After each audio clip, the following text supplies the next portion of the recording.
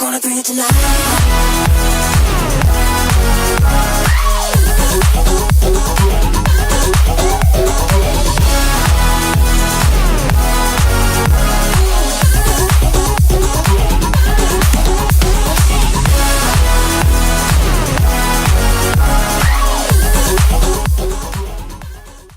Hey Dons, welcome back to CCTV. I hope you all had a wonderful week and are ready for an awesome weekend. Today is a light group schedule, and next week is Red Ribbon Week. Here's Pascal with more information.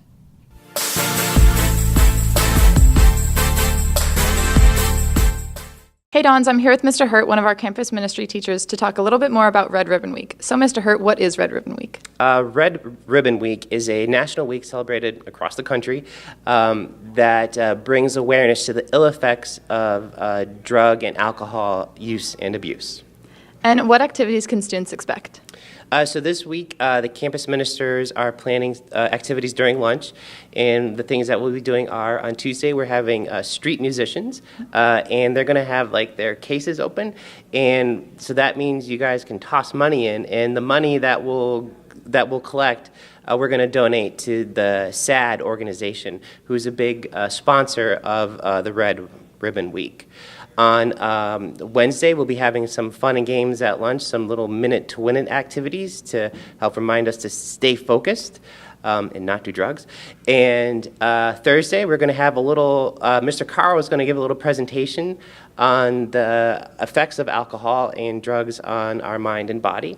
And then on Friday, we're going to have some faculty-student freeze football. So this should be a good week. Yeah, sounds fun. And what is the importance of this week, and why do you think it's going to be beneficial for our school? It's an important week because it does remind us of the ill effects of drugs use and alcohol abuse. And in some dramatic ways, we're going to have a car on campus that was hit by a drunk driver. So you got kind of see the dramatic effects.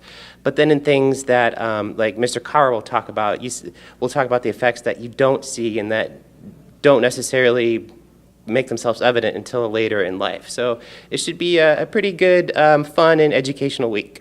Awesome. Sounds great. Thank you. Tomorrow is open house, so be sure to invite your friends and families to come check out Cathedral. And there's no school on Monday. Families in our community can host Argentinian students. Luis caught up with Mr. Hill for some more information. Hey Dons, my name is Luis, and today I'm here with Mr. Hill. So Mr. Hill, can you tell us more about the student exchange program here at Cathedral? Thank you, Luis. We have a wonderful student exchange program with the biggest parochial school, Catholic school in Buenos Aires, Argentina, La Nuestra Señora de las Nieves. And we're preparing for 10 students to study at our school from January 8th to February 9th. So Mr. Hill, how can students apply to be host families? Anyone can apply to be a host family. You just go to Cathedral Catholic, the website, under parents, under host families. There's an application process there as well. And we're also having, I invite students and parents to a host family meeting in my classroom on All Saints Day, November 1st.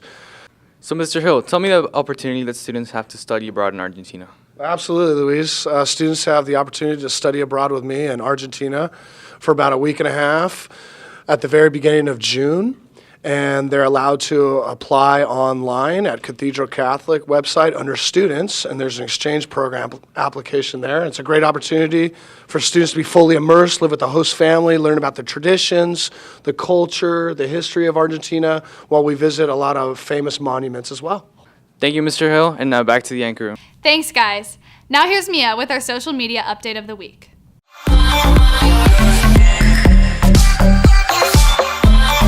Hey Dons, it's Mia. As you know, last week at our rally, some beautiful ladies cut their hair for the Pantene Beautiful Lengths organization, an organization who helps create wigs for cancer patients. Here's a recap on what happened.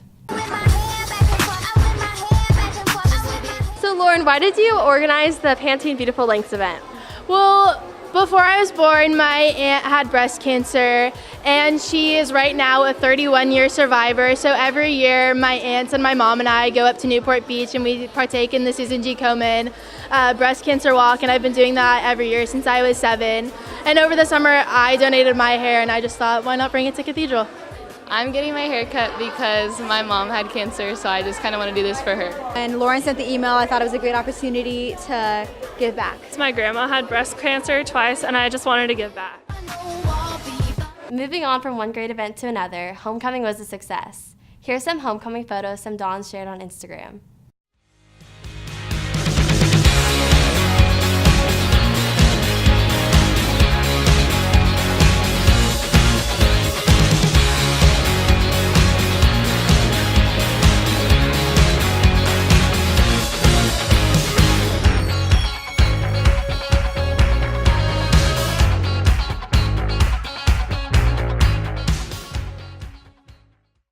Next week, we will be having teachers read mean tweets. So head over to our Twitter and tweet us your funniest tweets about your favorite teachers. That's all for me this week, sending it off to Marcella with sports.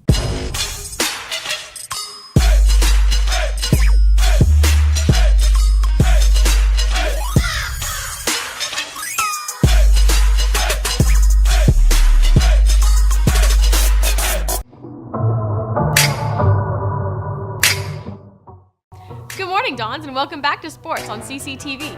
We've only got a few updates this week, so let's get going. The Lady Dons tennis team beat Patrick Henry High School 15-3, and next week move on into CIF. Great job and good luck, girls. The girls volleyball team beat La Jolla High School 3-0. Great job, girls. This weekend they play in the Nike Tournament of Champions, so let's wish them good luck. Now on to Alexis, who talked to the boys sand volleyball team, who won their game against La Jolla High School 5-0. Hey Dons, it's Alexis here with Timmy McLaughlin to learn a little bit more about the boys beach volleyball team. So Timmy, what does a usual practice look like? Usual practice, we show up and then we'll do a quick warm-up and then we work on some skills and then most of the time we just play games to see who's going to play in the match on Thursdays. And does playing in the sand make it harder to play volleyball?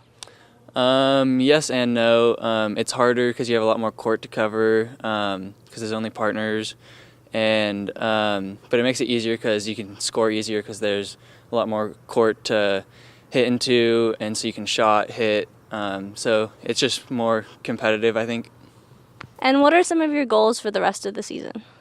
So we're just starting playoffs this week, and so hopefully we can get through those and hopefully win CIF. Very cool. Thank you so much. Thanks, Alexis. Your girls' field hockey team lost a tough match to Sarah High School 7-0, but they'll be sure to beat them next time. Finally, the Dons football team beat Scripps Ranch last Friday with a final score of 62-7. Touchdowns were scored by Ryan Kilpatrick and Peyton Rizonka, and the whole team did an awesome job bringing home the win. Their next game is tonight at Madison High School, where they'll be playing Mira Mesa, and kickoff will be at 6:30. Now, have a great Friday, a great weekend, and roll Dons. Back to you, Kiki.